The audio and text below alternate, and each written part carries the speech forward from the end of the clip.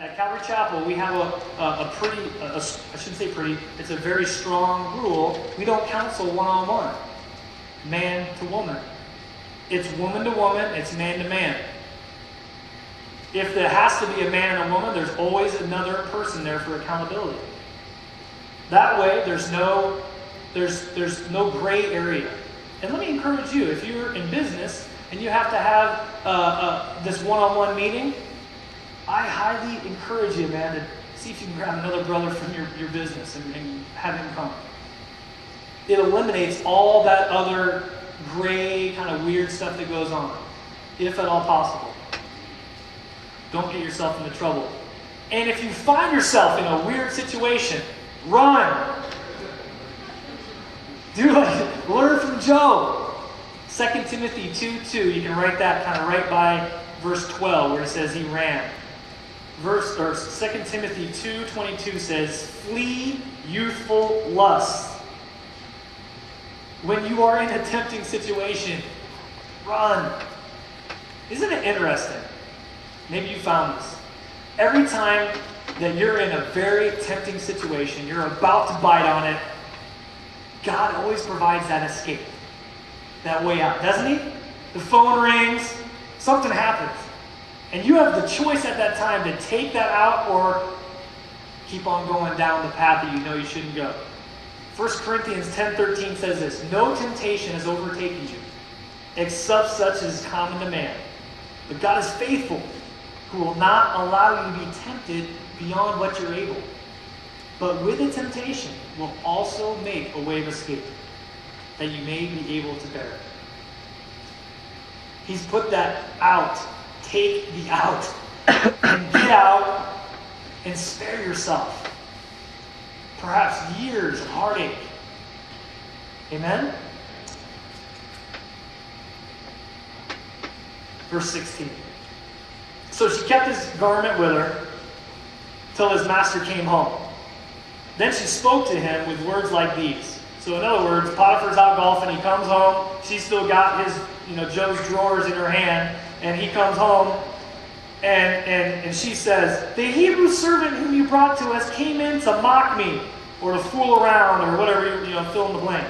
Verse 18, so what happened is I lifted my voice and I cried out, that he left his garment with me and he fled outside. Good story there, Potiphar's wife. Verse 19, so it was when his master heard the words which his wife spoke to him, saying, your servant did to me after this manner, that his anger was aroused.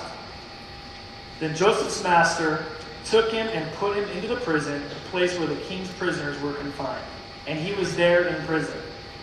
Now pause right there real quick. And I don't want to read into the lines too much, but remember, Potiphar's a guy that could say a word and have someone executed.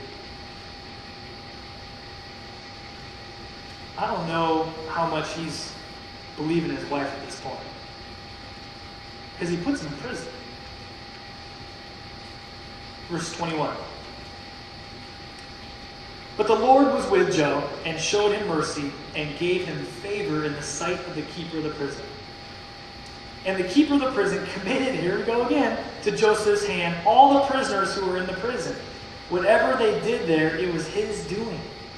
The keeper of the prison did not look into anything that was under Joseph's authority, because the Lord was with him, and whatever he did, the Lord made it prosper. This guy has a gift of management. And no matter what goes on, he's sold into slavery. Now he's sent into prison. He continues to control what he can control. Let me suggest that sometimes God doesn't protect you from the storm. He just holds you through it. He knows that the storm is a must in the training process. Think about this. Think about the lessons that Joseph learned in jail that he probably wouldn't have learned baking cakes with mommy back home or serving the sheep. We're talking huge lessons that God knew, because God's outside of time, that he would have to save his people. The only way that he could learn these skills is through the storm, man. I can just picture Job going, man, I just fought temptation. I just ran from it. And here's how I'm going to get rewarded? But he doesn't. He continues to control. He continues to control what he can. Let me ask you this. What's your prison right now? Where are you at right now? Where you literally feel, I'm locked up in chains. Let me ask you another question. Are you persevering right now? Or are you complaining, bickering, stagnant?